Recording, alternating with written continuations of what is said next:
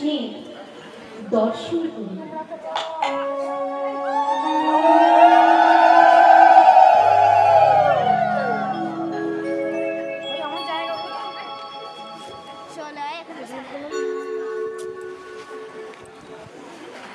আজ আমি প্রভুর দর্শনে যাব সেই গোলক বৃন্দাবন। বিনা জানতে তান বাজিয়ে গাইতে গাইতে যাচ্ছি ওরে বৃন্দাবনে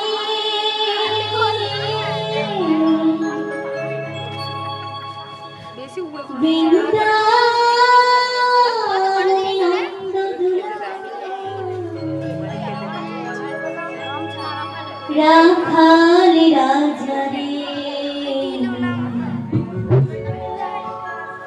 আমার রাখালিয়া সুরে সুরে বাঁশি বাজারে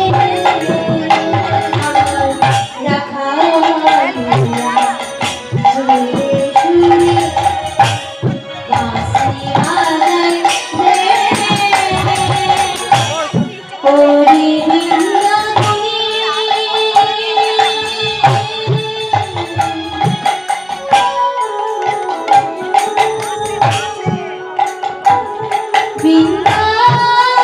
বৃন্দাবনে নন্দ দুলা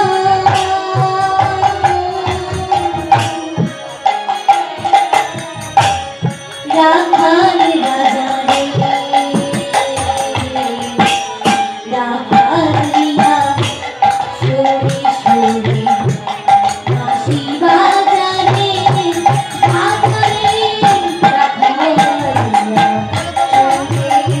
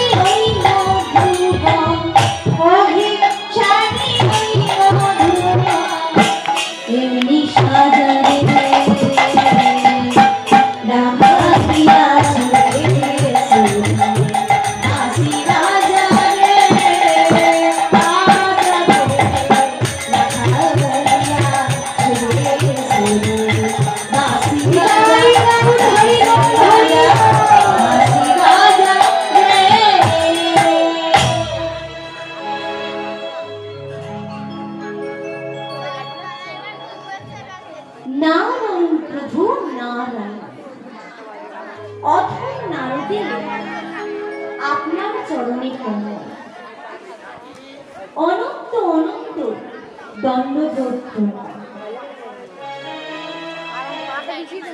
নারদ গিয়ে ঢুকেছে প্রভুর কাছে। প্রভু তখন গালে হাত দিয়ে কি যেন ভাবছিল। গাল থেকে হাত ছেড়ে নারদকে দেখতে পেয়ে বলল, ও কে নারদ, বসো। নারদকে বসতে বলি প্রভু আবার গালে হাত। নারদ বলছি, প্রভু আমি এলাম, তুমি গালে হাত দিয়ে ভাবছো, কি ভাবছো প্রভু, কার কথা ভাবছো? প্রভু তখন বলল, নারদ আমি আমার ভক্তের কথা ভাবছি। ভক্ত মোর মাতা পিতা, মাতা পিতা, ভক্ত মোরে গো, ভক্ত মোরে গো, ভক্ত রেখেছে না বাঞ্ছা মন, ভক্তকে রেখেছে না বাঞ্ছা মন।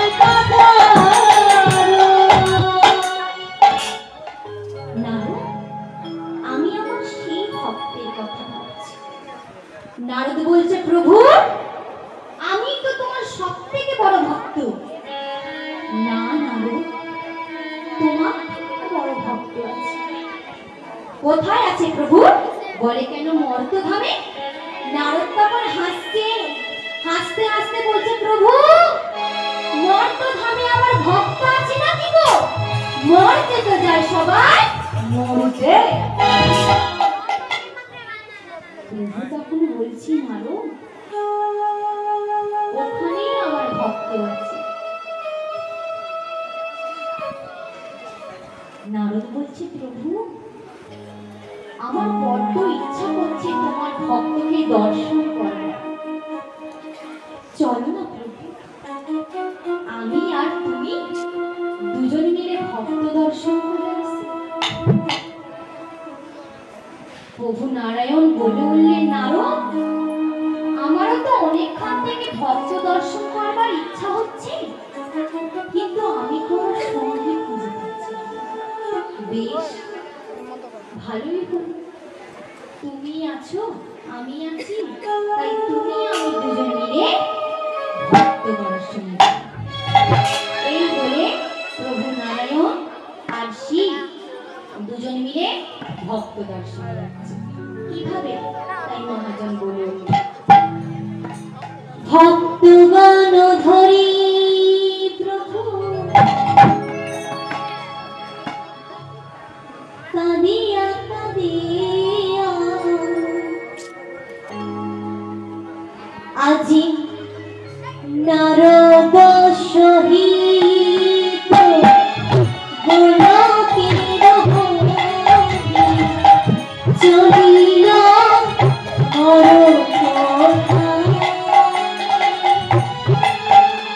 আজি নারদ সহিত মর্তধামে নারদ সহিত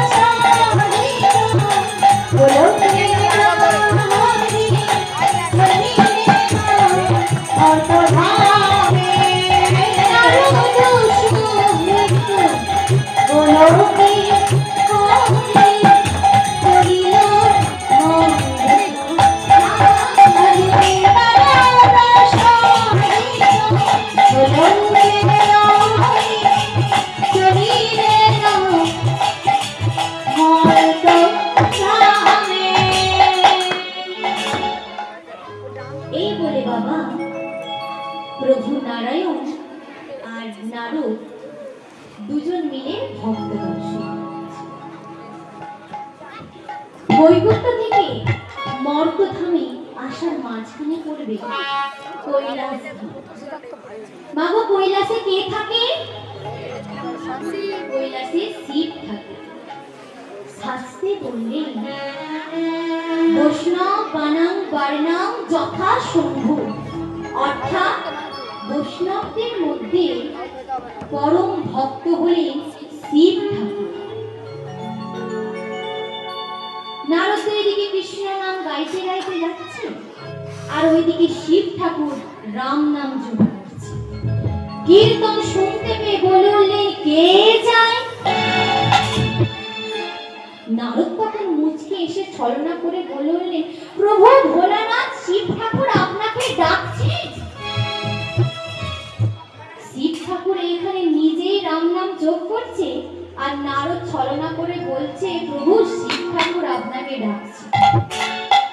নারদের মনের কথা বুঝতে পেরে প্রভু যেই দেখলেন নারায়ণ নারদের সাথে এসছে, অমনি সঙ্গে সঙ্গে গিয়ে নারদকে গিয়ে বলছেন নারদ ইনি কে বলুন তো? নারদ বলছে উনি হলেন নারায়ণ। নারদ তখন মনে মনে ভাবছেন শিব ঠাকুর হয়ে প্রভুকে চিনতে পারছেন, আবার জিজ্ঞাসা করছে উনি কে? শিব ঠাকুর আর প্রভু নারায়ণ দুজন দুজনকে আলিঙ্গন করে এবং বলছেন প্রভু কোথায় যাচ্ছেন? নারদ তখন বললেন প্রভু যাচ্ছে স্বর্গে। শিব ঠাকুর তো অবাক হয়ে গেছে, কেন প্রভু স্বর্গে যাচ্ছে কেন? নারদ প্রভুকে কিছু বলতেই দিচ্ছে না, নিজেই সব উত্তর দিচ্ছে। নারদ তখন বলছে ওই স্বর্গে প্রভুর ভক্ত আছে। শিব ঠাকুর দেখে চমকে গেলেন, কি স্বর্গে আমার ভক্ত থাকে নাকি? নারায়ণ তখন বলছে চলুন না, কিরকম ভক্ত দেখতে পাবো। এই বলে শিব ঠাকুর নারায়ণকে বলছেন প্রভু আমারও বড্ড ইচ্ছা করছে তোমার ওই ভক্তকে দর্শন করতে, চলো না প্রভু আমরা তিনজনে ভক্ত দর্শন যাই। নারদ তখন বলছে প্রভু আমরা তো এভাবে সেজে যেতে পারবো না, আমরা ভক্ত বৈষ্ণব সেজে যাব। মুন্ডিত মস্তক, পরনে গেরুয়া পোশাক, দ্বাদশ অঙ্গে তিলক, কণ্ঠে সুশোভিত, হাতে হরিনামের ঝোলা নিয়ে পুনরায় ভক্ত বৈষ্ণব সেজে তারা রওনা হবেন। যেই রওনা হবেন নারদ তখন ছলনা করে বলল প্রভু কত ক্ষুধা পেয়েছে, অর্থাৎ খিদে পেয়েছে। এখানে কোথাও অন্য ব্যঞ্জন অর্থাৎ ভাত ডাল তরকারি পাওয়া যাবে না? শিব ঠাকুর বলছে নারদ তুমি তো এসেছো ভক্ত দর্শন, তো ভক্ত দর্শন যাওয়ার আগেই তুমি সেবা করবে? নারদ বলছে প্রভু কি করবো বলুন, বড্ড খিদে পেয়ে গেছে, অর্থাৎ না তো খেয়ে যেতে পারবো না ভক্ত দর্শন করতে, সেই জন্য প্রভু চলুন না আমরা কোন এক ধনী ভক্তের বাড়িতে যাই। শিব ঠাকুর বললেন ঠিক আছে চলুন। প্রভু নারায়ণ বললেন আচ্ছা বেশ তাই হবে, আমার এক বন্ধু চেনা আছে আমি তার বাড়িতেই যাই। এই বলে নারদ প্রভু শিব নারায়ণ তারা তিনজন মিলে কোন এক ধনী জমিদারের বাড়ি এসে দারোয়ানকে দেখতে পেয়ে বলে উঠল নারায়ণ নারায়ণ নারায়ণ। দারোয়ান বলে উঠল কি চাই? নারদ তখন বলছে আমরা 3 দিনে উপবাসী, আমরা একটু সেবা করতে চাই। দারোয়ান বলছে প্রভু আমি কি করতে পারি বলুন?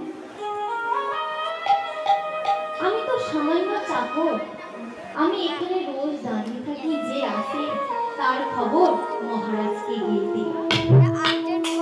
তো আপনারা এখানে একটু দাঁড়ান, আমি আমার জমিদার বাবুকে গিয়ে জিজ্ঞাসা করে আসি। আর এইদিকে জমিদার বাবু শিব ঠাকুরের পুজো করছেন আর গাইছেন কিভাবে, হর হর শঙ্কর ভোলা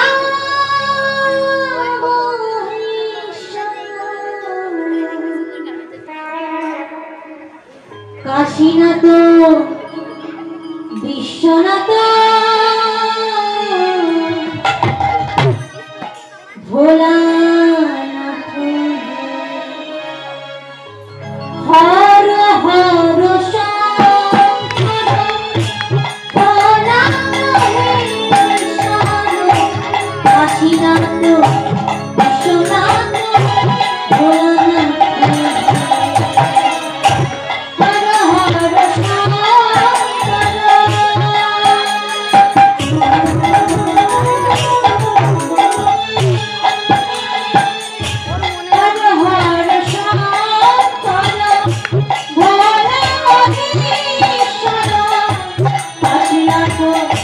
বিশ্বনাথ ভোলানাথ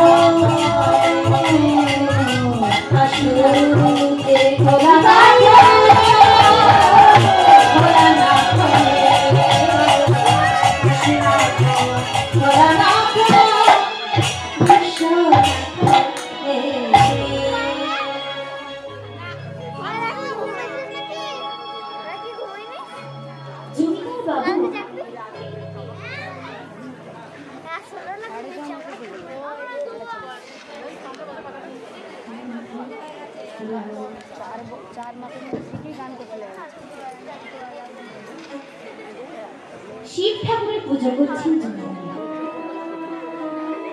আর নারায়ণ শিব সেই দরজার কাছে দাঁড়িয়ে আছে। আর এইদিকে দারোয়ান বাবু জমিদার বাবুকে ডাকছে, জমিদার বাবু, ও জমিদার বাবু। জমিদার বাবু কড়কড় দৃষ্টিতে পেছন দিকে তাকিয়ে বলেন, কে রে, কে তুই? আমাকে বিরক্ত করছিস? হুজুর আমি দারোয়ান। কে বলছিস? হুজুর আমি আমার জন্য আসিনি। তবে কেন এসেছিস আমাকে বিরক্ত করতে? হুজুর আপনার দাঁড়িয়ে 3 বৈষ্ণব এসেছে, তারা না 3 দিনের উপবাস করে আছে। আজ বড্ড আশা করে আপনার বাড়িতে এসেছি কিছু অন্ন সেবা নেব। জমিদার বাবু রেগে গিয়ে বলেন, কি আমি এখন শিব ঠাকুরের পুজো বন্ধ করে দিয়ে ওই 3 বৈষ্ণবের বাড়ি জোগাড় করতে যাবো? তুই যা, গিয়ে বল আমি ওই 3 বৈষ্ণবের সেবা নেব না, সেবা নেব না, সেবা নেব না। এমন সময় দারোয়ান জমিদার বাবুর পা ধরে কাঁদতে কাঁদতে বললে, জমিদার বাবু, তার থেকে সাধুগুরু বৈষ্ণবদের তাড়িয়ে দেবেন না। সাধুগুরু বৈষ্ণব আসে অনেক ভাগ্যর ফলে। আপনার বাড়িতে তারা 3 জনে এসেছে, আপনি আপনার দরজা থেকে তাদের দূর দূর করে তাড়িয়ে দিচ্ছেন। এই তুই চাকর চাকরের মতো থাকবি, নইলে তোকে খুনি কাজ দিবি না।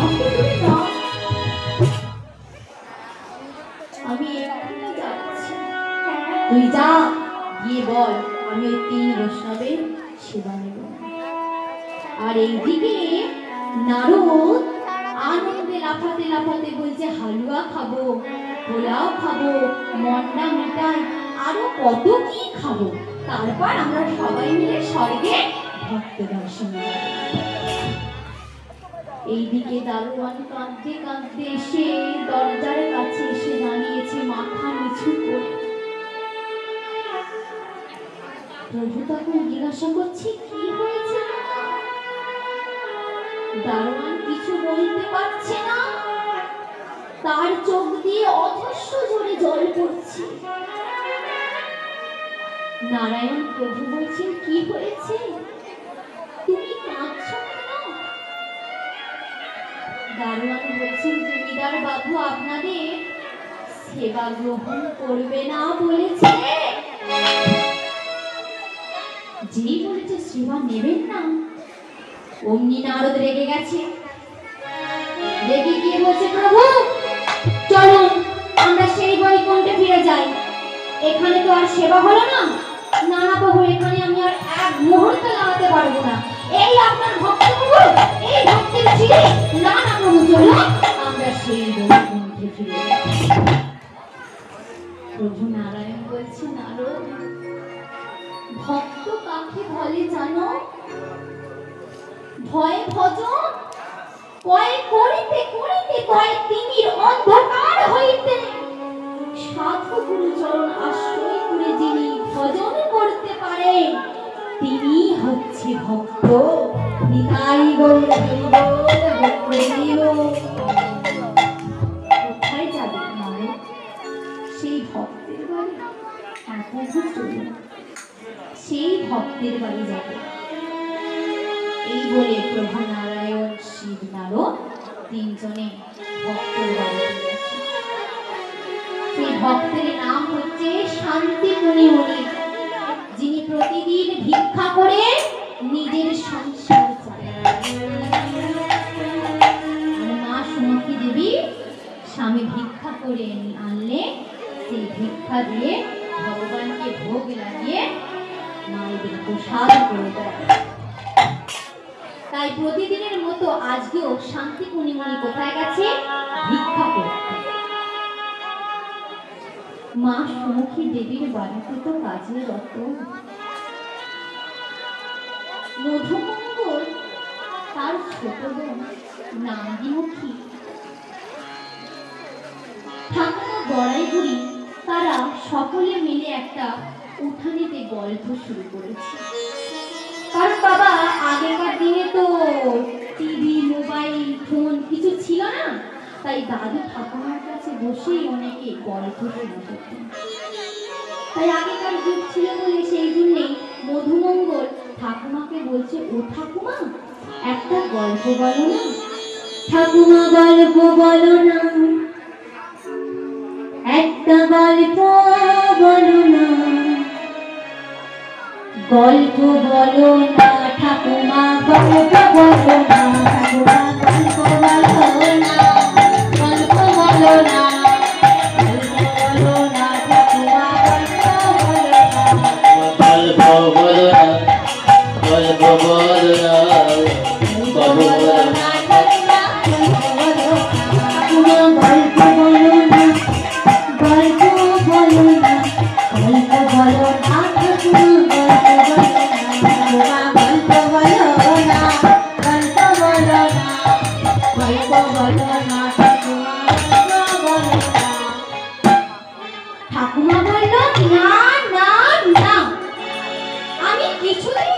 গল্প বলবো। আমি তো প্রতিদিনই তোদের গল্প বলি, আজও গল্প বলবো। এইদিকে মধুমঙ্গল আর শান্তিপুরী মনি গেছে ভিক্ষা করতে, আর মা শক্তি দেবীর বাড়ি তার একটা বোন ছিল ছোট। সেই ছোট বোনটা বলছে, দাদা দেখ আমাদের বাড়িতে 3 বৈষ্ণব এসেছে। 3 বৈষ্ণবকে গিয়ে মধুমঙ্গলে ছুটে গিয়ে প্রণাম করলো। বঞ্ছা কল্পতরুভশ্চ তরুভশ্চ কৃপা সিন্ধু ভয়েবচ প্রতিতানং পাবনে পাবনে সর্ববৈষ্ণবে সর্ব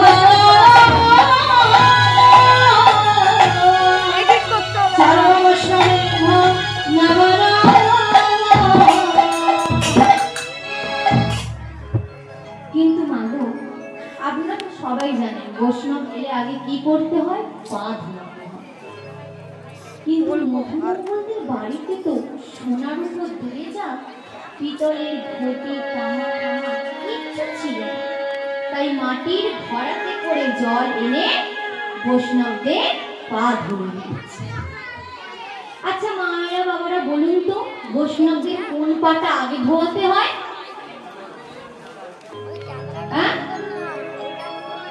ডান পাটা। যারা জানেন তারা নিশ্চয়ই আমি বললে বুঝতে পারবেন, আর যারা জানেন না আমি বলে দেব, শুনে নেবেন। এই কথা শুনতে গেলে একটু পুরাকালে যেতে হবে। তা আগেকার দিনে বৈশিষ্ট্য, অগস্ত্য, পুলস্ত্য, ভৃগু, মুনি, ঋষিগণ আরো বহু ঋষিগণ মিলে বসে আলোচনা করছে যে ব্রহ্মা, বিষ্ণু, মহেশ্বরের মধ্যে কে প্রকৃত ভগবান। ভৃগুমণিকে বলছে, ভৃগু তুমি যাও এর বিচার করে এসো। ভৃগুমণি বলছে, প্রভু আমি কি এর বিচার করতে পারবো? আমার এত ক্ষমতা নেই প্রভু। বৈশিষ্ট্য গুরুদেব বলছে, ভৃগুমণি আমি তোমায় আশীর্বাদ করলাম, তুমি যাও, নিশ্চয়ই পাবে। এই বলে ভৃগুমণি প্রথমে চললেন কোথায়? ব্রহ্মলোকে। ব্রহ্মলোকে কে থাকে? ব্রহ্মা।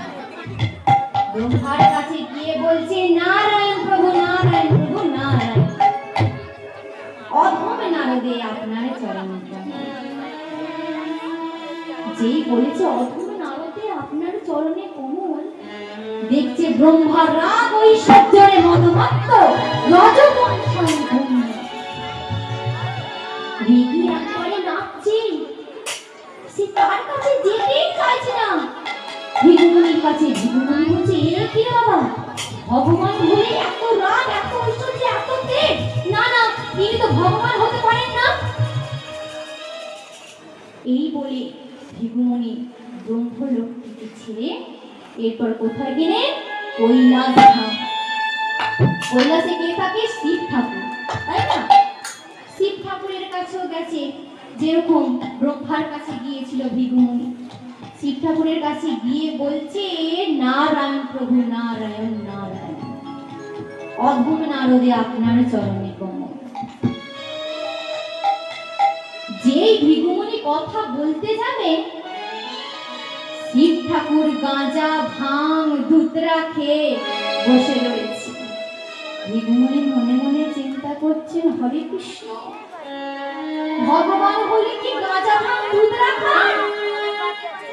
এ বাবা, ইনি তো দেখছি গাঁজা, ভাঙ, ধুতরা খেয়ে একবারে মদমত্ত হয়ে আছেন। ইনি ভগবান? না না, ইনি তো ভগবান হতে পারেন না। কি করি? বৈশিষ্ট্য গুরুদেব তো আমাকে পাঠিয়ে দিলেন, বুঝতে পারছি না কি করে বুঝবো যে কোনটা ভগবান। এরপর কৈলাস ধাম থেকে ছেড়ে কোথায় গেছে? বৈকুণ্ঠে। বৈকুণ্ঠে কে থাকে? নারায়ণ। নারায়ণের কাছে গিয়ে বলেছে একই কথা, নারায়ণ প্রভু, নারায়ণ নারায়ণ।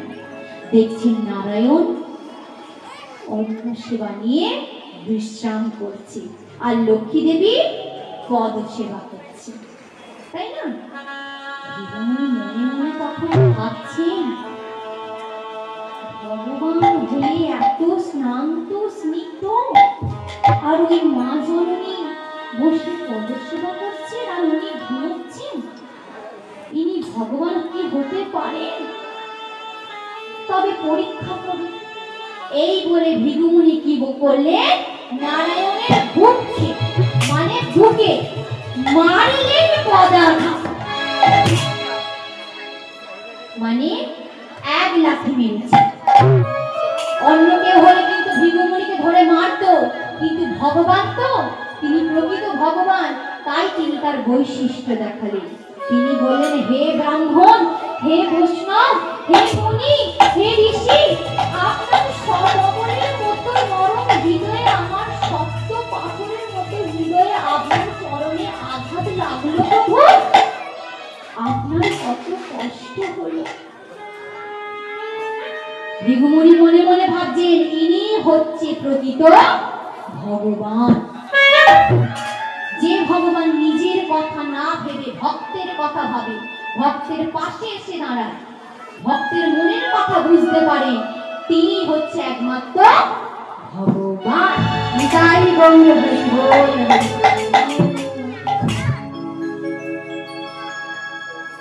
সেই দিন থেকে নারায়ণের বক্ষে ব্রাহ্মণ বৈষ্ণবদের অঙ্গের পা লেগে রইল বক্ষে। তাই প্রভু বললেন, আজ থেকে ব্রাহ্মণ বৈষ্ণবদের ডান পা আমার অঙ্গে ধারণ করলাম, কারণ ভৃগুমুনি তো ডান পা দিয়ে নারায়ণের বক্ষে লাথি মেরেছিল, সেই জন্য প্রভু বললেন, আজ থেকে ব্রাহ্মণ বৈষ্ণবদের ডান পা আমার বক্ষে ধারণ করলাম, তাই সমস্ত ব্রাহ্মণ বৈষ্ণবদের ডান পাটা আগে ধরতে হবে। বসিতে আসন দেরি কি?